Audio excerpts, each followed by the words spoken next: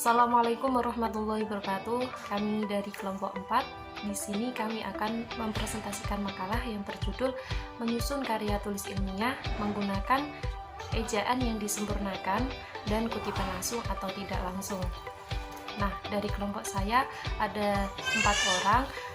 Selanjutnya saya akan menjelaskan tentang ejaan yang disempurnakan dalam karya tulis ilmiah.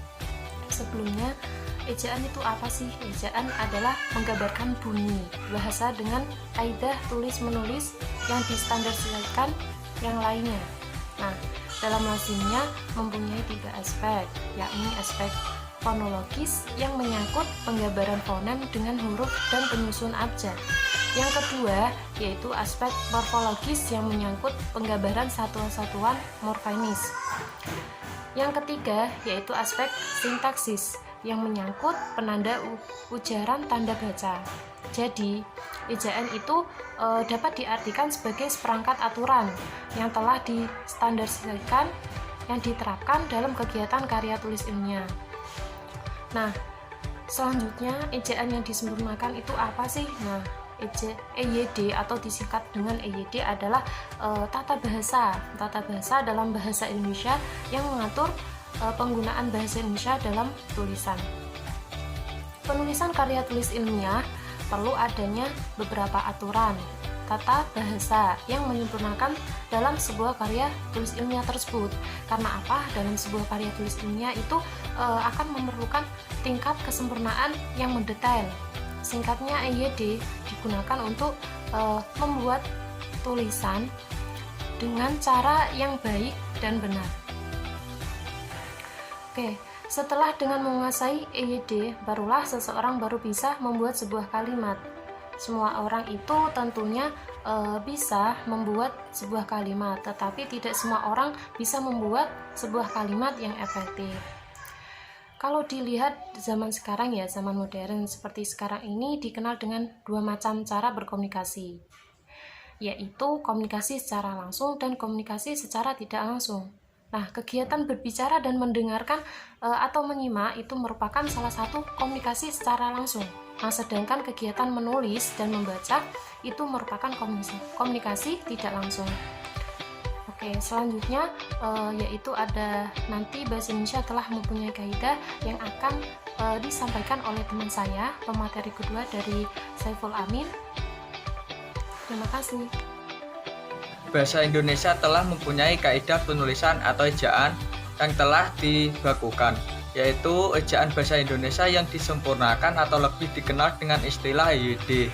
Kaidah ejaan tersebut tertuang dalam buku pedoman umum ejaan bahasa Indonesia yang disempurnakan. Dalam EYD dibahas secara lengkap tentang 1.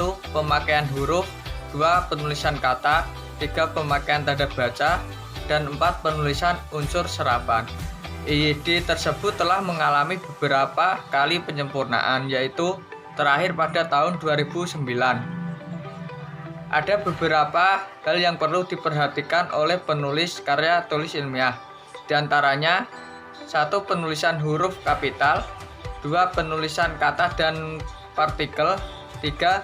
Pemakaian tanda baca seperti titik, titik 2, koma, dan 4. Yaitu penulisan unsur serapan.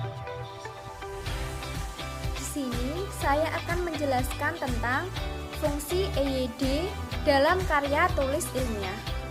EYD mempunyai fungsi yang cukup penting. Antara lain, berfungsi sebagai yang pertama, pemersatu, yaitu pemakaian EYD dapat mempersatukan sekelompok orang menjadi satu kesatuan masyarakat bahasa. Yang kedua, pemberi kekhasan. Artinya, pemakaian EYD dapat menjadi pembeda dengan masyarakat pemakaian bahasa lainnya. Yang ketiga, pembawa kewibawaan. Pemakaian EYD dapat memperlihatkan kewibawaan pemakainya. Yang keempat, kerangka acuan.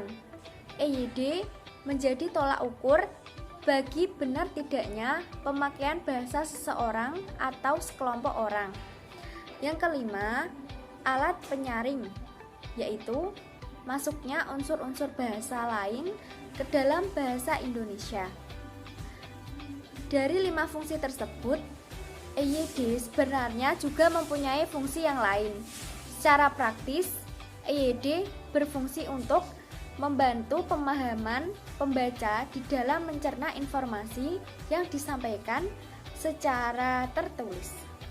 Dalam hal ini, fungsi praktis itu dapat dicapai jika segala ketentuan yang terdapat di dalam kaidah telah diterapkan dengan baik. Sekian dari saya dan dilanjutkan oleh Mbak Nafis. Yang ketiga adalah kutipan langsung dan tidak langsung dalam karya tulis ilmiah. Kutipan langsung adalah kutipan yang ditulis sama persis dengan sumber aslinya, baik bahasa maupun ejaannya. Rujukan ditulis di antara tanda kurung, dimulai dengan nama akhir sebagaimana tercantum dalam daftar pustaka, tanda koma, tahun terbitan, titik 2, spasi, dan diakhiri dengan nomor harian. Sedangkan kutipan tidak langsung adalah kutipan yang tidak sama persis dengan aslinya. Pengutip hanya mengambil pokok pikiran dari sumber yang dikutip untuk dinyatakan kembali dengan kalimat yang disusun oleh pengutip. Terima kasih.